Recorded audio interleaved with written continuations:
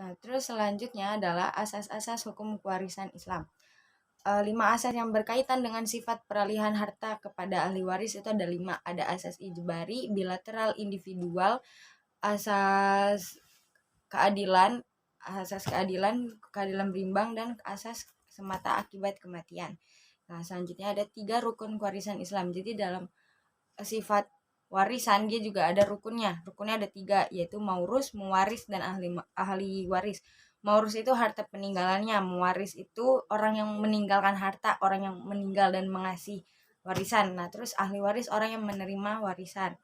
Nah, terus syarat-syarat kewarisan dalam Islam itu ada 2, yakni matinya pewaris yang mutlak dan hidupnya ahli waris yang harus dipenuhi. Nah, dari matinya pewaris yang mutlak itu dibedakan menjadi 3 macam. Menurut para ulama ada 3. Yang pertama mati hukmi, mati hakiki, dan mati takdiri.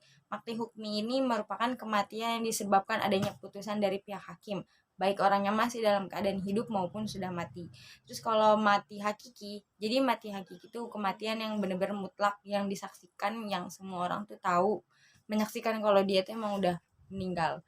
Terus habis itu ada mati takdiri, kematian yang didasarkan pada dugaan yang kuat bahwa orang yang bersangkutan telah mati. Jadi kayak dia mungkin udah meninggal, dia mungkin hilang, nggak tahu kabarnya, terus akhirnya ditetapin kalau misalkan dia itu udah mati. Nah, terus hidupnya ahli waris mutlak harus dipenuhi. Masalah yang boleh jadi muncul berkaitan dengan hal ini antara lain mafkut, anak dam, kandungan, dan mati bersama.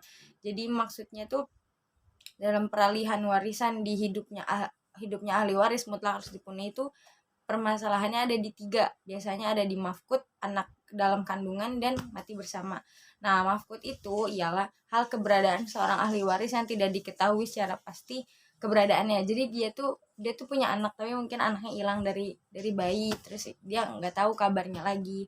Terus habis itu masalah anak dalam kandungan terjadi pada istri mewaris yang dalam keadaan mengandung ketika mewaris meninggal dunia. Maka hal ini, hal warisan ditangguhkan sama si istri sampai si anaknya ini lahir. Terus masalah mati bersama, yaitu ketika 2 orang atau lebih yang bisa saling mewarisi namun dalam keadaan waktu yang sama mereka mati secara bebarengan. Jadi dua-duanya nih ahli waris, tapi dalam waktu bebarengan dua-duanya nih meninggal. Jadi ahli warisnya nanti disepakatin sama keluarga. Jadi kesepakatan, terus dilihat ahli waris mana lagi yang masih hidup yang harus dipenuhi kehidupannya.